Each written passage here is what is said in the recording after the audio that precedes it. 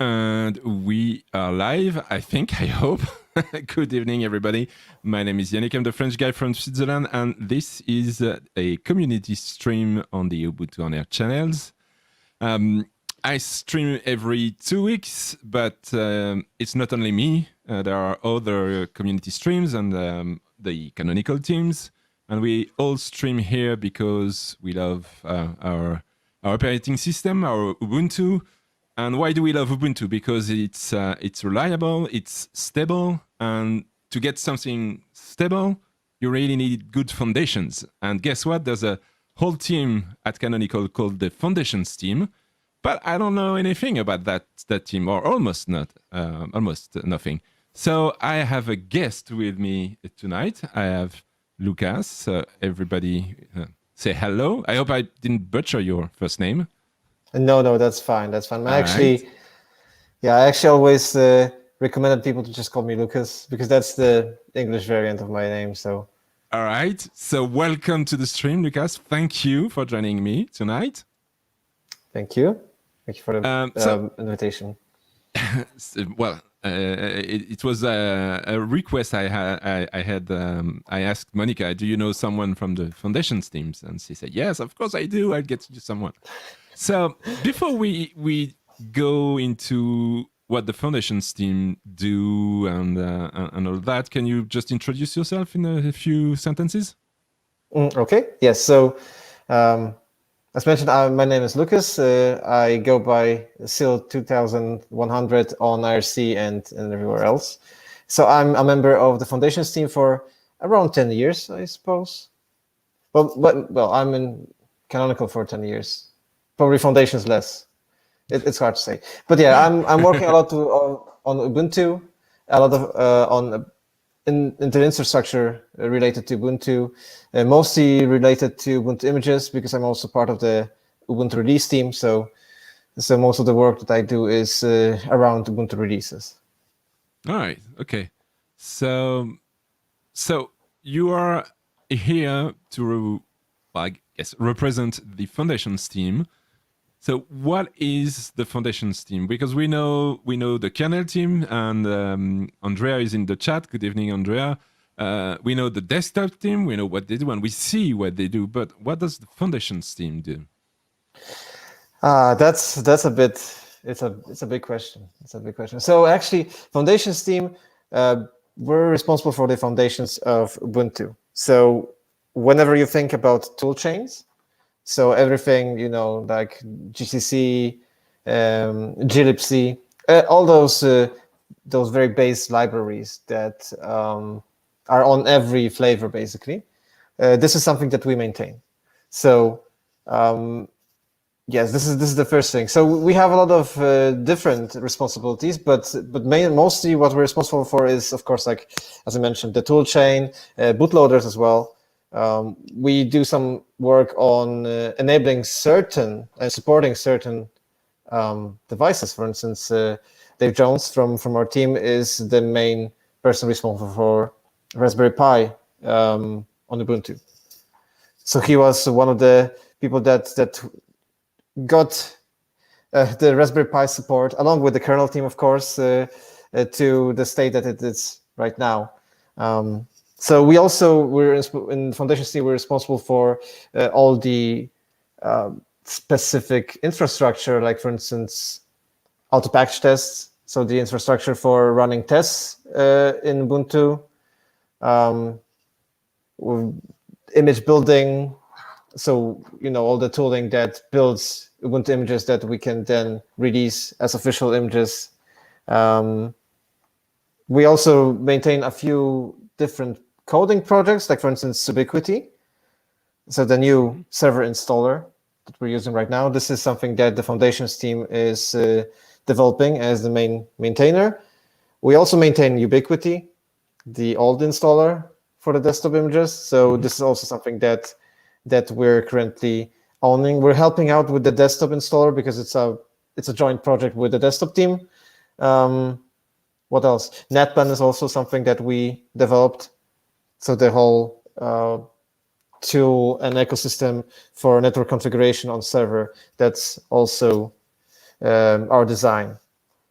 as I mentioned, like there's a lot of things that we're responsible. But whenever you think toolchain, bootloader, or something low level, just above the kernel, just above the kernel, then that's usually us. Okay. It sounds like a huge load of things that you're Yes. maintaining. So it's amazing to think that all those things that we not necessarily think about when we install Ubuntu, because Yes. as a user, you get Ubuntu and what you see is the desktop, and then everything that's underneath comes from somewhere. Yes. So you guys must have Exactly. a lot of work. How do you manage all those projects, that many projects? It's hard. It's hard. We're also responsible for a lot of packages in the Ubuntu archive, packages that we didn't really create, packages that of course come mostly from Debian or some other upstreams, and we maintain those as part of our responsibilities. This is what we call distro work. This is also why most of our foundations team members are usually people that have some Ubuntu core upload rights. So many of us are Ubuntu core devs. Many of us are either Motu or basically do a lot of work on Ubuntu itself. And how we do it, we're trying our best. It's hard because there's a lot of things to do, and we would probably just need like 2 times more people to actually support everything that we should. But it's not really feasible. So yeah, we have, for instance, we divide. Every one of us has something that we're responsible for. For instance, Matthias, you probably know him as Doko. He's our main toolchain person. Of course, like there's Michael and Hudson, that he's responsible for glibc, for instance. So we try to divide that like this. Okay. But of course, we help each other. Like whenever there's something that needs attention, everyone just jumps in and helps out. Yeah, you wouldn't want one person to be the sole responsible for something if that person is in vacation or whatever. Exactly. And there's a problem. Yeah, okay, I understand that. Sorry. If we go a little bit deeper into the tech things, for example, let's take an example that I think could talk to anyone: GCC and glibc. What kind of work do you do on that for Ubuntu? So mostly what we do is, so for instance, as I mentioned, the person that's responsible mostly for GCC, so that would be Doko. He's also a Debian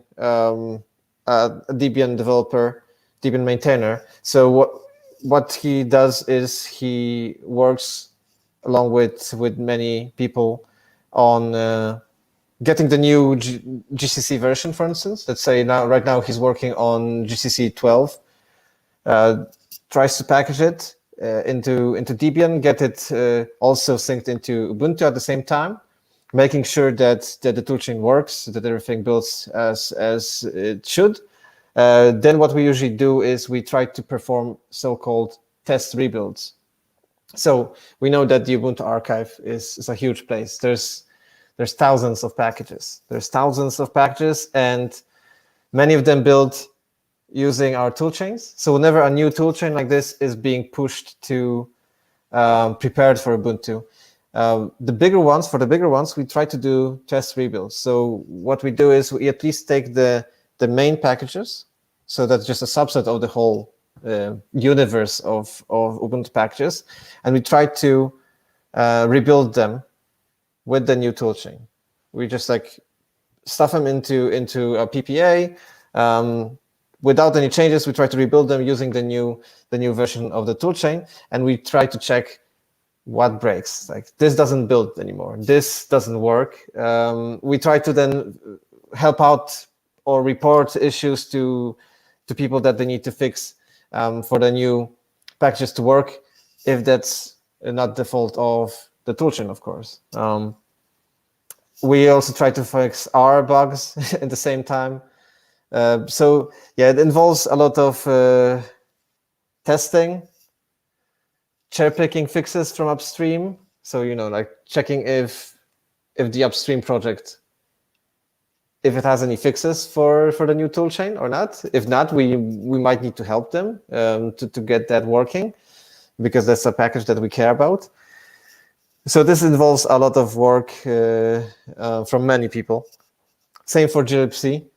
It usually new toolchain versions also are very intrusive for Ubuntu as a whole. So we usually only update those for stable series for very specific reasons and well timed. So we always have a schedule for that that we try to stick to. Like, we know that we need this new version, for instance, of glibc, so we're preparing and making sure that nothing breaks, because we try to stay on the safe side.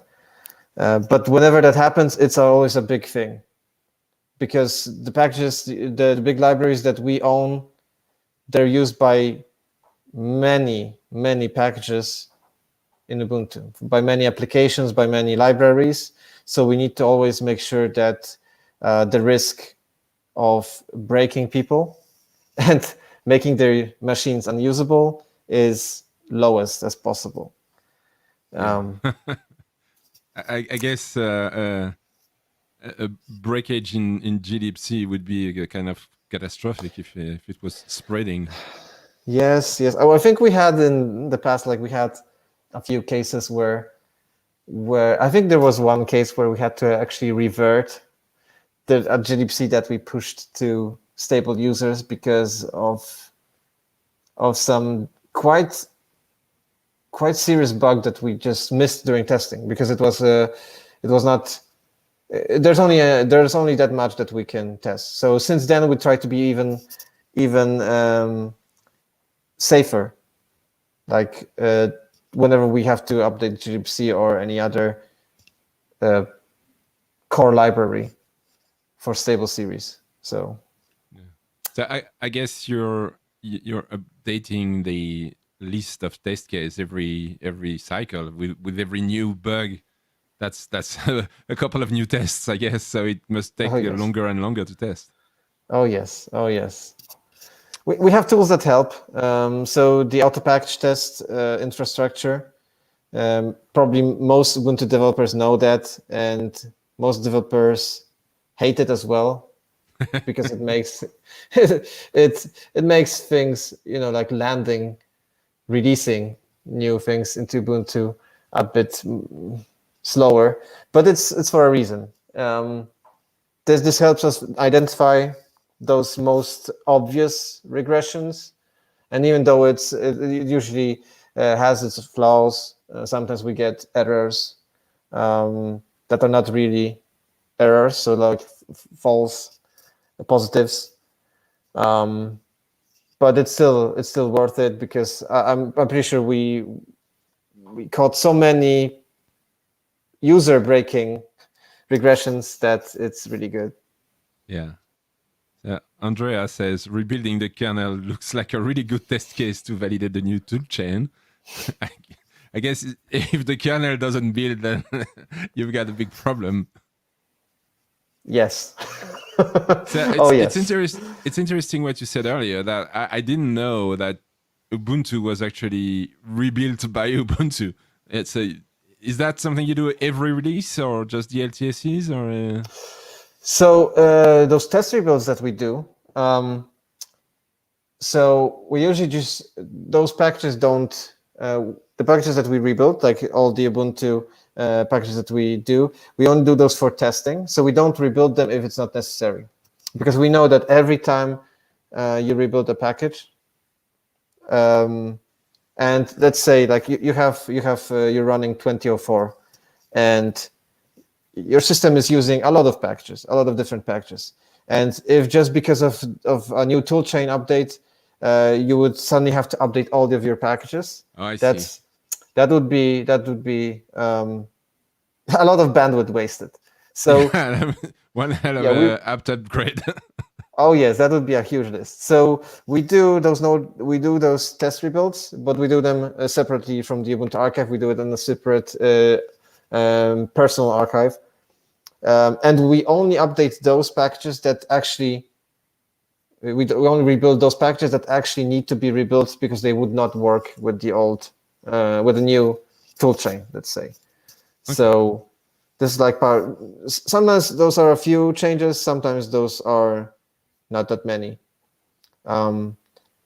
Whenever we do like most of the toolchain changes, like a new GCC, a new glibc, that usually happens when we still work on our release. So let's say right now we're working on 22.04, and we still don't have all the bits and pieces from our site on in 22.04, but here we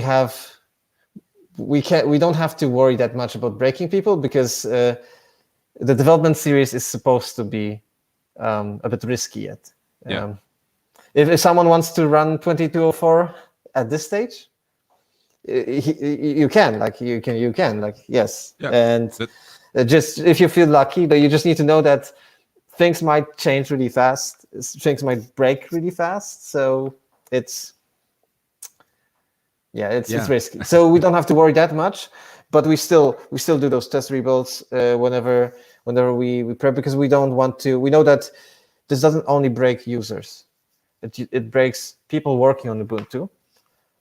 Because if certain packages fail to build or certain packages stop working, this can mean that the package will be blocked when trying to migrate from proposed to the release pocket because of the auto-package test infrastructure that automatically tests new versions of packages that we upload.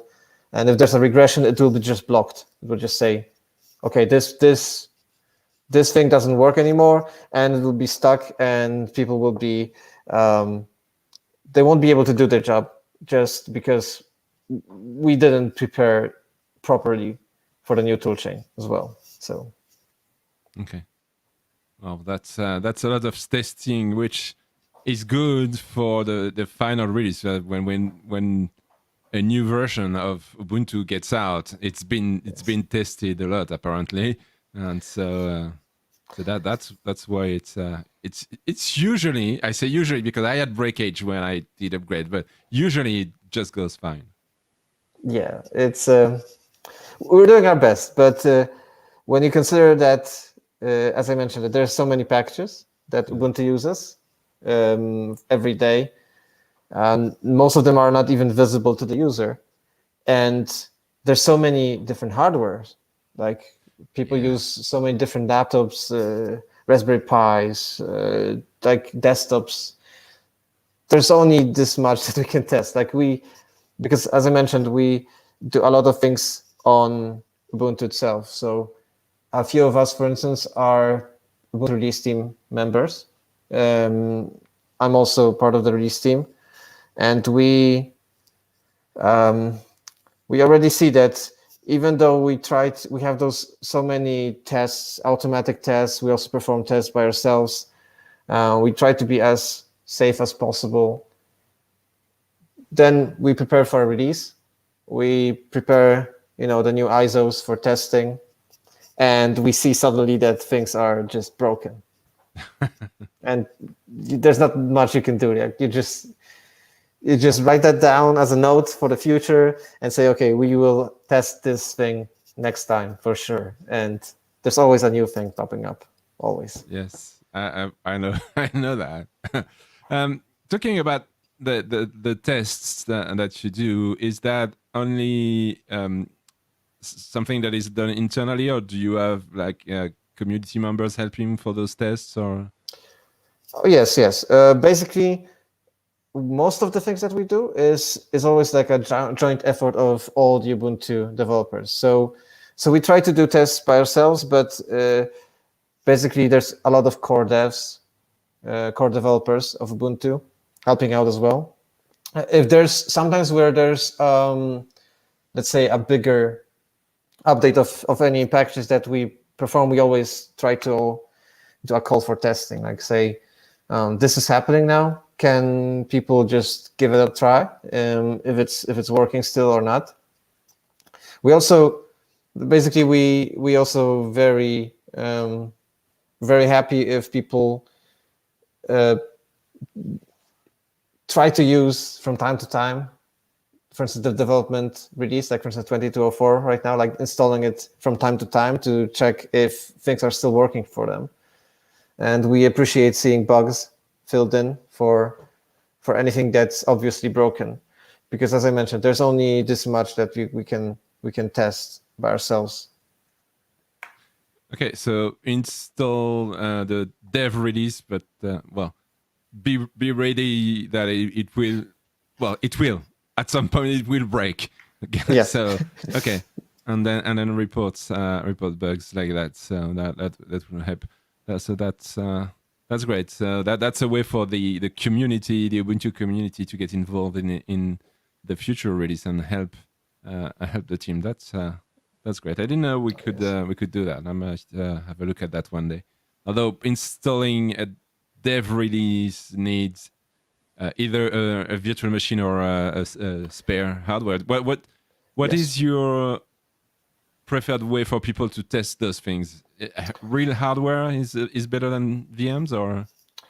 So real hardware has this plus side of testing certain corner cases that we might miss. So everyone has a VM handy, like because everyone can just download something and use KVM, QEMU, or VirtualBox to just spin up a quick virtual machine and do testing. And this for instance, one of those problems that we have during releases. A lot of people before we do our release, we always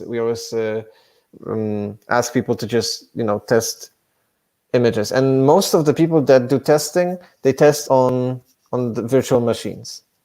And for instance, things can be working fine on a virtual machine because it's a certain type of, let's say, hardware. But then release time comes, we prepare a new version of Ubuntu, like we prepare the ISOs, we ask for people to test, we open up the ISO tracker for testing, people pick their favorite flavors, they try install testing, and boom, suddenly it seems that things aren't working for on this laptop. This doesn't boot, like for instance, because there's something specific in, like we had this one time where everything seemed fine, but Ubuntu wasn't booting on certain laptops with certain UEFI versions. It's been a while, so I can't remember all the details, but basically certain, like a subset of laptops were not couldn't use Ubuntu. So this was actually such a big release blocker that I think back then we decided even to delay the release. We had to delay it by a week to make sure that we can get this fixed or worked around, because we didn't want to release Ubuntu in this state that certain devices suddenly stopped booting. So things like this can happen if people just test like on KVMs. If the only problem is always that you have to have a spare laptop or spare PC. This is the problem. We have like most of the people on the release team have at least one laptop around for testing purposes, just because we want to have some hardware testing done as well. And this is where let's say the Ubuntu community shines. This is why community testing is so important, because this is the only safe way to get Ubuntu tested on those machines that we would not be able to test at all. Yeah, I guess you can't get all the hardware of the Exactly. world. And I think the problem with the VM, well, problem, quote unquote, is that most of them will be based on QEMU, and so it will sort of emulate the same kind of hardware. So yes, that's a lot of tests, but on one or two different kind of hardwares. Yes. Okay. So bare metal is better for testing if we get a spare computer. Yes, but of course. I guess, we also very like still getting tests from users on KVMs is still valuable. It's like on a QEMU on a virtual machine, that's still valuable because it's also not about just booting up the machine. It's also about using it, and everyone uses it a bit differently.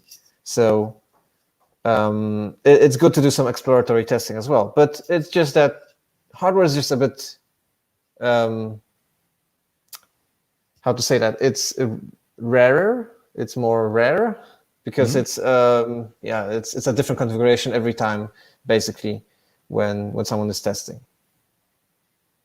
Yeah. So Monica says, so agreed on community testing. It's so valuable and a great way to get started contributing. So that's Monica with her community hat.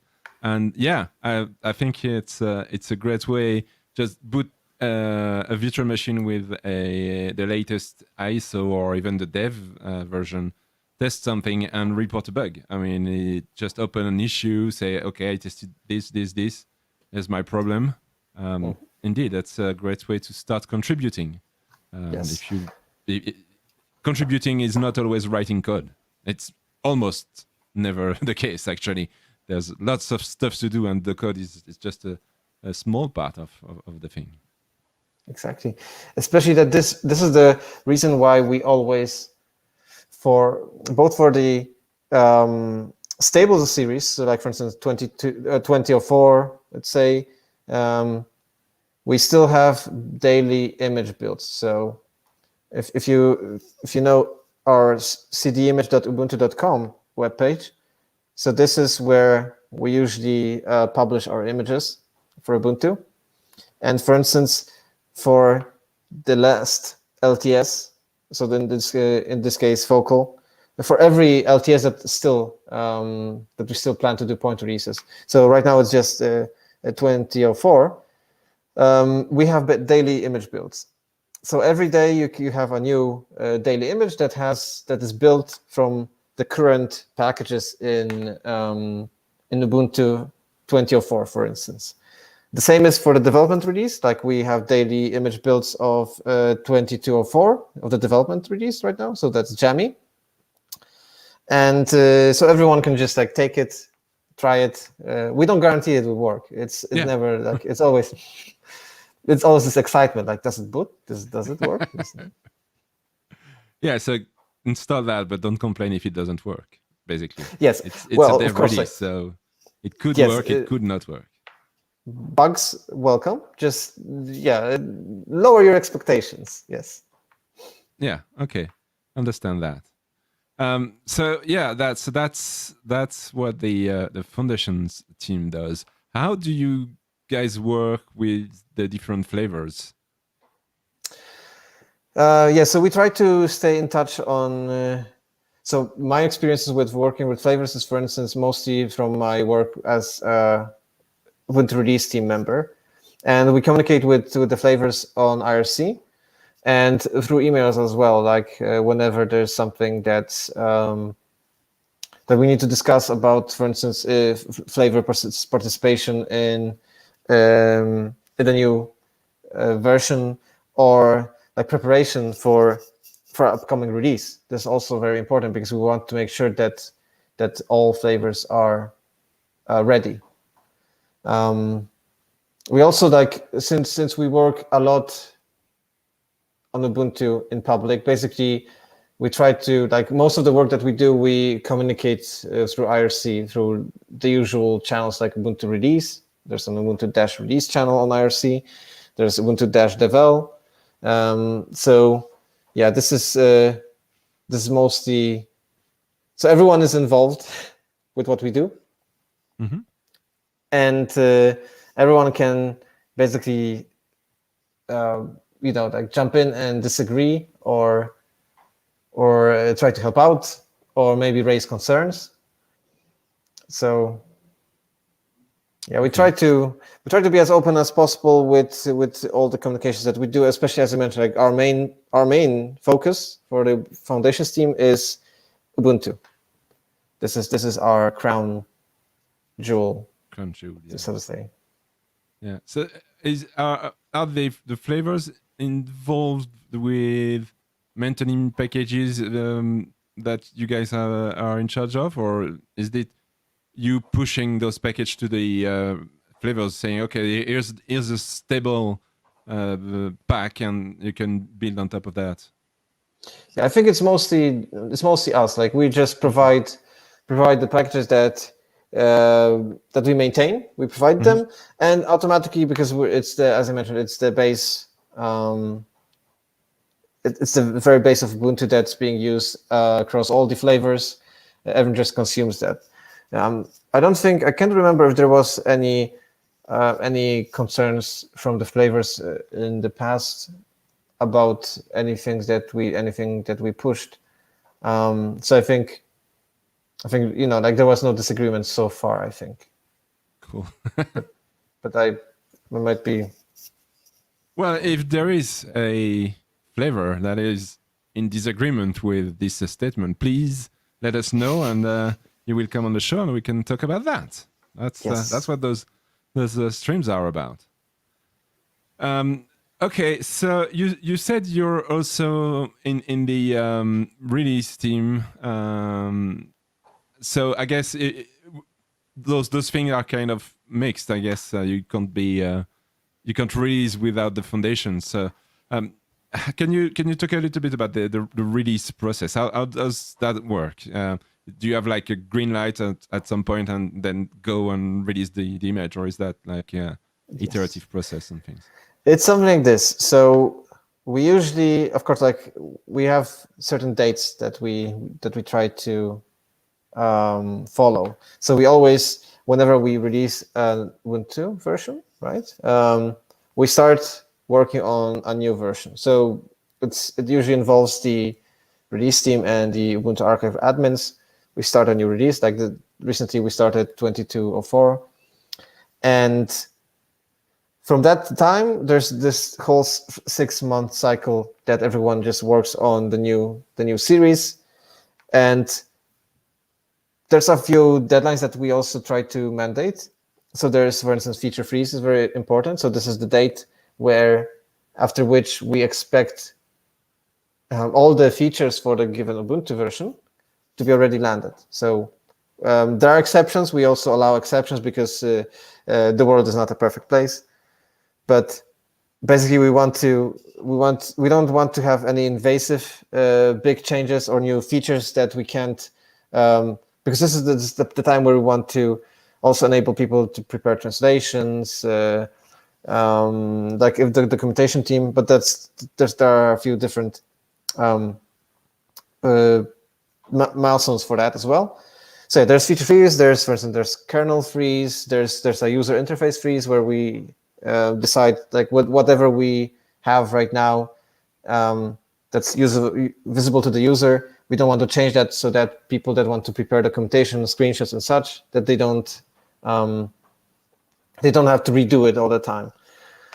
So after all those different freezes, so to say, we have a beta milestone. We had more in the past, but we noticed that they weren't very they were very time consuming for the release team, and we felt that they didn't give that much input about the quality. So for now we just have a beta release. So we prepare. During that we have so-called beta freeze. So we freeze the archive for a week. So we don't let any new packages in or out. We stick with what we have. The release team then prepare image candidates. So we build images. Basically, we use the same infrastructure as we use for building daily images. Just in this case, we build candidates that we say, okay, those are the candidates. We populate the ISO tracker. that's a web page that people that are probably aware of. That's used for testing Ubuntu releases. So basically, there's always a milestone for given series, and for instance, there will be a jammy beta one there.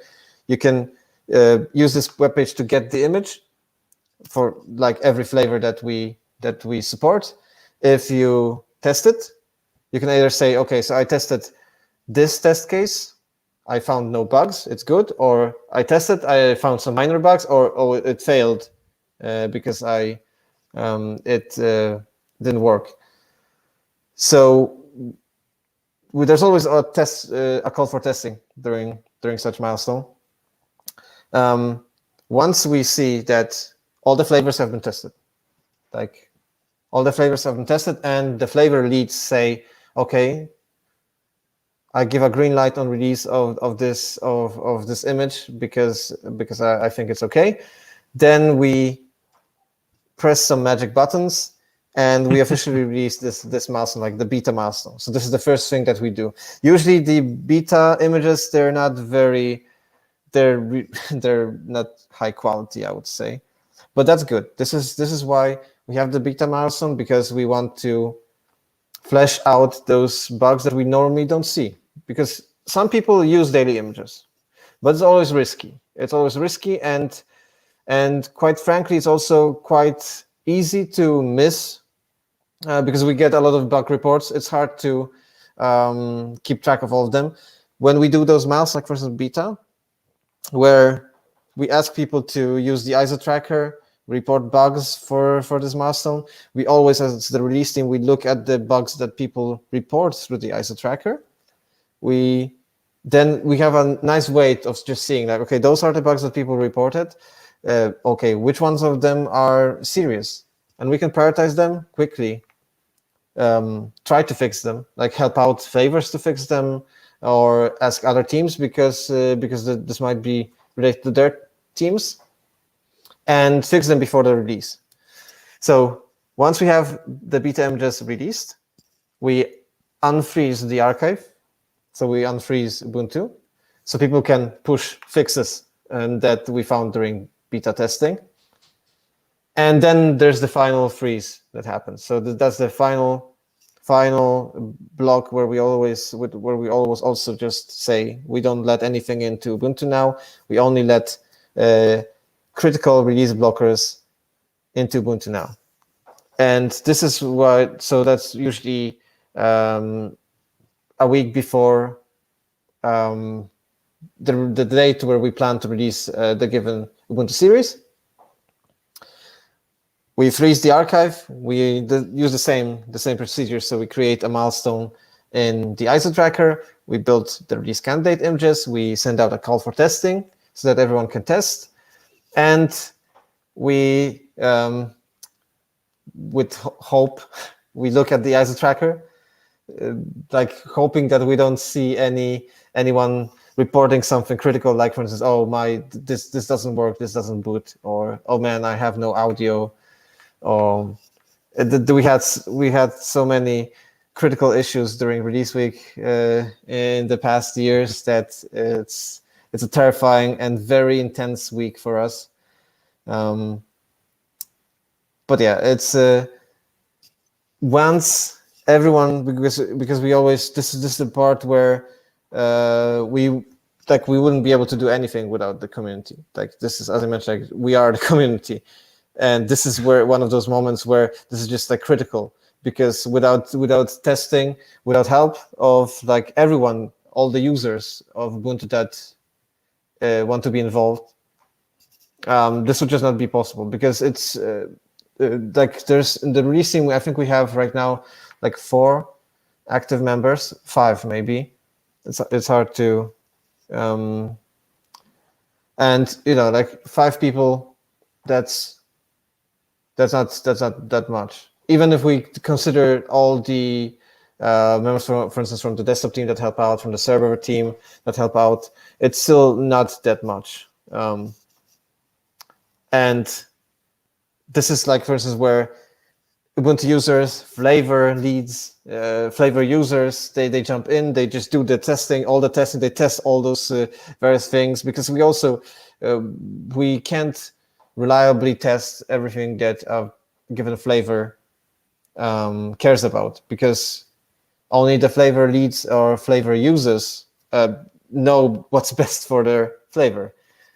So yes, without their testing and their work, whenever there's something broken somewhere, we would not be able to do it. And when everyone is happy, everyone says, okay, it's green to go. We type a lot of different commands, and the new version of Ubuntu goes live. And then you take 3 weeks off. No, that we would love to, but no. Usually the sad thing is that, like usually we have releases on Thursdays, like this is the date where it is. And I remember that in the past, when I was still a newbie on the release team, I was just like a freshman. And back then we had release sprints in London in the canonical office, because it was good to just have the release team together in a room hacking during this 1 week. And I remember on Thursday, like we always released late. It was always late. Like there was always some reason that we had to respin, we had to fix something. And on Friday, when I was a newbie, I was always like, oh man, this is now the day. Like we can finally, after spending nights working on a release, now we can just rest. Because there was Adam that was doing most of the work. But then after I spent a few more cycles and became a bit more involved in the release team, no, like Friday is the day where we start working on the new release already. So it's usually you finish one, and on Friday you sit down, even though you're tired, even though you didn't sleep that much. You have to start opening up the new release so that people, because we have to do that, because otherwise all the other developers are basically blocked, because they don't have any place they can just push their own things forward. So there's no free. There's no free. No, Monica says no rest for the wicked. Yes, true. So you've got to wait for Mark to release the new code name before you do that, right? Yes. So tell us a little secret. Do you have the name before anyone else, or do you have the name as at the same time as anyone else? I would say we always have it at the same time, more or less, because it's also sometimes it takes a while for us to get a name, and it's always very exciting because we always just make bets. Well, just like not real bets, but we're just like, okay, so this is the name, this is the letter that it should start off. Like what should be like this and that. I remember there were some series where it was really intense. Like we were very stressed because we didn't have a new name. Like we went out with the new release, but we still didn't have the name. There were those times like we were trying to figure out, like we're trying to reach Mark, but for reasons like we just didn't get the name, and we're just like stressed. Okay, so now what? This is like sometimes we just got the I think it's called the adjective. So like right now it's jammy. So we were just getting this, and we didn't get the animal. So. And we usually got it like when that was the case. We usually were just getting it through some back channel, so someone else telling us this adjective, and we're like, okay, so we have the most important thing, because the animal is important, but for for opening up an archive, we just need this. We just didn't need this string. So then I remember this happened for Cosmic. I think it was. Yes, I think it was Cosmic, and we didn't have the animal name. So what we did, we opened up a new series that was called Cosmic Canimal, because we didn't know the animal. We knew it would start with C, so it was C animal. And I remember people were actually starting to think like, what's a canimal? What kind of animal is this canimal? And I think there was a toy that was actually called a canimal, and people were just like thinking like, is this the animal for? And no, it was just supposed to be a C starting animal. And crazy things. Yeah. Well, we did take bait to the week prior to the announcement for Jimmy. I don't remember what kind of crazy guesses I had. I don't know if Monica took notes about my crazy guesses, but it's always none of them crazy. true. Yeah, it's always crazy, especially since I try to find something really stupid because on the off chance that it might be it. But no, I think I got joyful something. I don't remember the animal. That's also, close. But, That's almost close. Yeah, that's close, but yeah. So you mentioned that maybe you're a little bit short-handed. So what kind of profile? Someone wants you to apply for a job at Canonical and say, oh, this foundations team or this release team looks like something I would like to do. What kind of profile do you would you look for? So we look for people that are smart and how to say that, passionate, because this is very important. We do, as I mentioned, the foundations team works mostly on Ubuntu. So if someone doesn't love Ubuntu or love open source at least, I think it's already, well, it's not a red flag, but it's already, we know that this person wouldn't be super happy in the foundations team, because as I said, like Ubuntu is what we work on the most. So we are also very happy to see people from the community, from the Ubuntu ecosystem, if they would like to try and apply for Canonical, because they would always find a place somewhere in either the foundations team or the various teams that are around. As I said, it's not a requirement. It's just passion for Ubuntu. You can feel that, like when you interview someone, you can feel that someone is like very passionate about open source or passionate about Ubuntu, because we don't deal with a lot of closed source here. Like most of the work that we do, like 95% of what we do is all in the open, and this is something that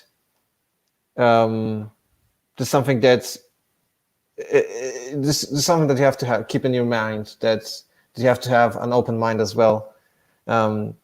Be able to share what you do, share what you work on, not just try to work in your little silo and keep everything hidden from people, because that's not that doesn't work quite well. Especially that working open source has this plus side that you have so many smart eyes looking at what you do, that there's only benefits. Because whenever you do like a mistake or you have like a bad idea, people will just tell you that. They're just bluntly just telling you that. I guess you get to be prepared that some people will tell you, will put the finger on your mistakes, and not take offense of that, but take advantage of that. Exactly. And you also asked about the release team. So for instance, one thing that it's worth to mention, the Ubuntu release team is not Canonical exclusive. So basically anyone could be an Ubuntu release team member. I'm saying anyone, of course, like we don't have any formal processes for becoming an Ubuntu release member. It's usually it's usually just get involved. Like if you're involved, if you're involved in Ubuntu, and you're interested in helping out in the release team, just work your way through the Ubuntu, so to say, ladder, because we have those various upload rights tiers. So, for instance, there are masters of the universe that gives you power to upload packages in Ubuntu. There's Ubuntu Core Dev that gives you power to upload to basically all of Ubuntu. So, if you're passionate, if you're working on Ubuntu, you're helping out all the time, and you're saying, "Hey, you see this? I'm a part of Ubuntu. I love Ubuntu. I want to help out." And you reach out to us at the Ubuntu release team, and we can say, okay, yeah, let's try that. Like we can always try to give you some exemplary tasks. If you seem to be like a good fit for the release team, we can figure something out. All right. So what is the best way to contact the release team? That's a good question. So So this is the thing. So the Ubuntu release team is we don't have any. Our central meeting place is IRC, the Ubuntu-release channel. There's this Ubuntu release mailing list as well. So basically, you just have to reach out, check the team on the Launchpad. There's on Launchpad there's Ubuntu-release as a team, and there's the list of members. So it's just best to either yell on Ubuntu release, "Hey guys, is there anyone from the release team here? I want to talk," or just directly reach to one of the people on the Launchpad team. Usually best by IRC or yeah. So okay, it's a bit embarrassing, but on the other hand, as I said, we do everything in open. So we're not doing anything secret. So if someone wants to just talk with us, you can just reach out to us on IRC at any moment. We'll try to reply. We're a bit. Time zones are also very complicated. Yeah, that doesn't help to have a global company. Yes, it's. Yeah, it's hard, but yeah, we try to reply to any inquiries by anyone from by email or IRC, but yeah. All right, so well, I think we're reaching the end of this stream. Do you see something else that you would like to add about either the release team or the foundations team, about the work you're doing? No, I think the most important thing is just we really appreciate help from the whole of Ubuntu, like the community, the flavors, because without consumers of our tool chains, of our foundations, we would be just guys that want to play around with, I don't know, with foundations. yeah, so I'm really grateful for all the great people involved in Ubuntu. Well, I changed my hat and put my Ubuntu Mate hat, and we are very grateful that you provide us with a very solid base on which we can build our flavors. So I'm with the green one, but all of them, all the derivatives are I'm sure are very appreciative of your work. So thank you, and you can convey our thank yous to all the team. I'll pass it through. Yes. Well, I guess we've reached the end of this. So thank you very much for joining me on this stream at a late time. I guess you're in the same time zone as me, I guess. So it's a bit late in the evening. Thank you very much. It was really interesting. I did learn a lot of stuff about this team, and hopefully our viewers also learned a lot. If you're watching this as a VOD, this has been recorded on the 30th of November on the Ubuntu on Air channels, Twitch and YouTube. So if you're interested in more content like this, you can subscribe. In 2 weeks, I will be back with Andrea, and we are going to build a tiny little Linux kernel live on. Well, I say we. Andrea will be doing that, and I will be like, wow, because I don't know anything about the kernel. So that's what we're going to do in 2 weeks. But this week, there are lots of streams. Monica did send a tweet earlier, and I think she will retweet that. Lots of stream on the Ubuntu on air channels this week. I will be back in 2 weeks. Again, thank you very much for joining me. And thank you, Monica, for setting up this interview. And Thank you. Well, I give you the last word. Ubuntu is awesome. Yes, I agree. Thank you. Everyone. We will see you in 2 weeks. Subscribe, enable notifications, all those good things. And have a good week. Cheers. Thank you. Bye-bye.